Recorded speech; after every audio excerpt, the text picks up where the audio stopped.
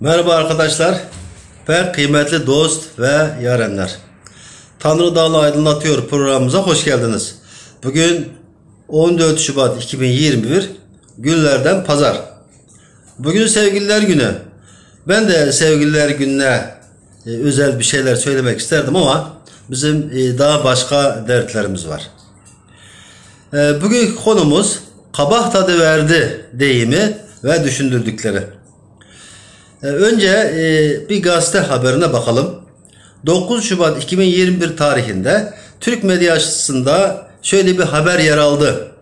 Çin'in Ankara Büyükelçiliği önünde Uygur Türklerinin düzenlediği eylem 5. gününde polis müdahalesiyle karşılaştı. Uygurlar bu eylemi Çin tarafından toplama kampına alınan akrabalarının akıbetini ortaya çıkarmak için yapıyor. Bugün ise polis Uygurlara eyleme devam edemeyeceklerini söyledi. Eylemcilerle konuşan bir emniyet yetkilisi kabak tadı verdi, artık dağılmanız gerekiyor ifadelerini kullandı.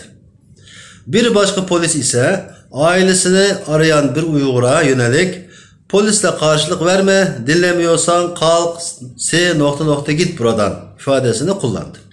Ardından diğer polislere kaldırın bunları atın diye seslendi.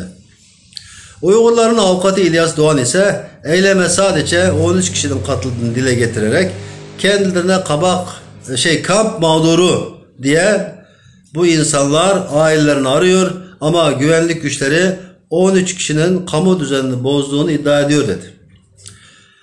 Bu haber kaç gündür içimi kemirip duruyordu. Konu açıldığında eşim kabak tadı mı veriyoruz artık diye mırıldanırken öyle üzgündü ki onu hiç böyle bir çare görmemiştim. Yaşadığımız en büyük acılar bile onu üzmüştü ama hiç sarsmamıştı.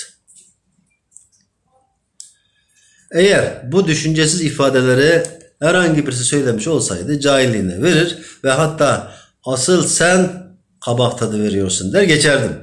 Ama bu talihsiz söylemi göz bebeğimiz, gurur kaynağımız, Türk Polisi Teşkilatı mensubu bir kişinin ağzından duyunca üzüldüm. Ve üzüntümü paylaşma gereği duydum. Önce emin olmak için Türk Dil Kurumu'nun Türkçe deyimler sözlüğündeki anlamına tekrar baktım. Bıktırmak, usanç vermek, tatsız olmaya başlamak, devamlı ısrarlı bıktırmak gibi anlamları olduğu yazıyor.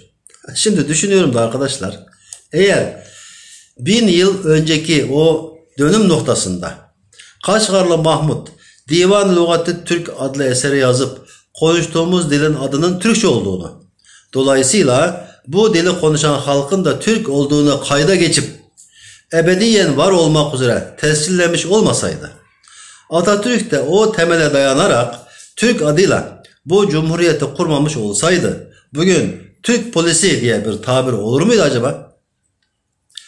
Türk polisi olmakla övünürken iyi de bu güzel Türkçe adı armağan eden Kaşgarlı Mahmud'un torunlarının barışçıl ve medeni bir şekilde Çin devletinin soykırım kamplarında kaybolan yakınlarını araması mı kabak tadı verdi ha karındaş?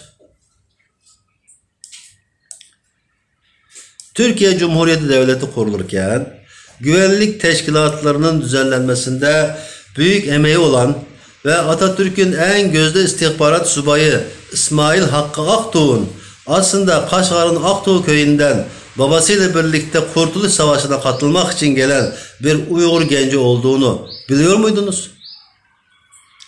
Zamanında Fransız misyonerlerin Kaşgar'da açtığı okula gittiğinden dolayı çok iyi Fransızca bildiği için Atatürk'ün buyruğuyla Maraş'a gidip Fransızların içine sızarak elde ettiği gizli bilgileri Atatürk'e aktarmış ve Maraş'ın işgalden kurtulmasında gösterdiği üstün başarısı nedeniyle madalya almış olduğunu, daha sonra gene Atatürk'ün verdiği gizli görev için Türkistan'a gidip Rusların elinde şehit olduğunu ve Ankara'da bulunan künyesinde kayıp yazdığını bilmiyorsunuzdur belki.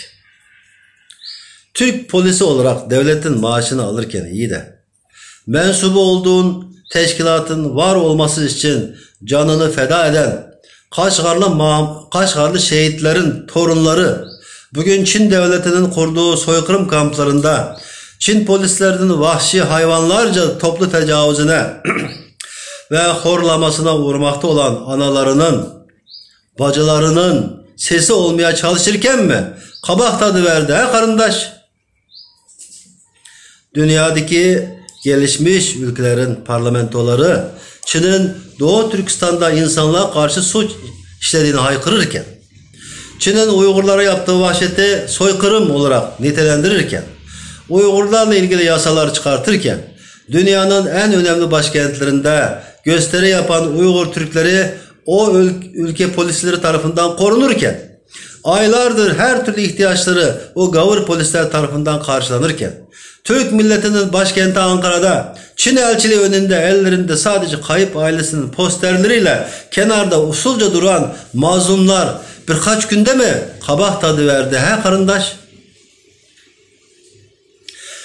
Dünyanın en genç başbakanı olarak bilinen Finlandiya Başbakanı Sanna Marin hanımefendi yaptığı açıklamada Çin'in Sincan Uygur Özerk Bölgesi'nde Müslüman Uygur halkına yönelik uygulamalarına dikkat çekerek ticaret ve ekonomi bu zulümleri görmezden gelmek için haklı gerekçe olamaz ifadesini kullanırken, dünya 5'ten büyüktür diye BM'ye kafa tutan kıdemli bir ülkenin polisi olarak sen de en azından arkadaşlar acınızı paylaşıyoruz ama biz de görevimizi yapmamız lazım, lütfen dağılın demiş olsaydın karizma mı çizilirdi? S nokta ol git demek size yakışıyor mu karındaş?